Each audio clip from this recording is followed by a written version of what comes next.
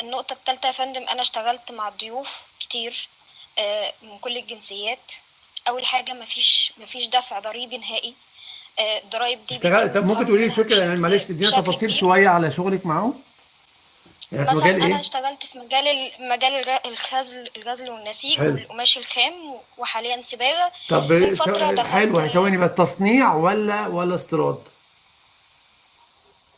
تصنيع. لأ، هما بيجيبوا القطن من برّه.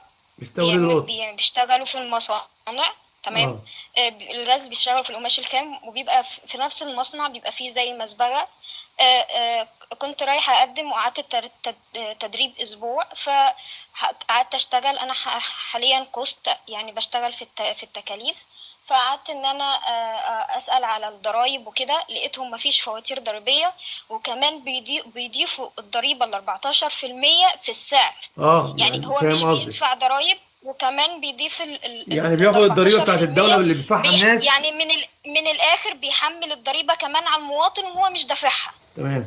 او للكاستمر اللي هيتعامل معاه او هياخد منه. ساعتها انا رفضت اشتغل في المكان ده ومشيت. من ضمن الحاجات التانية اللي برضو اللي لاحظتها، هما ما بيحطوش فلوسهم في البنوك المصرية ابدا امم. نهائي بأي شكل من الأشكال. هو الفلوس بتاعته أول بأول بتكون برّه. ده لو هو مستثمر، ولو شخص عادي بيشتغل في مصر، هو بيبدأ يحوّل الفلوس بتاعته لأهله اللي موجودين في البلد بتاعته، أيًا كان سوريا أو موجودين في أي حتة، ومش بيحوّلها بالمصري، بيحوّلها بالدولار، والكلام ده من بُقّهم نفسهم، لإن أنا برضه معايا جزء منهم شغال.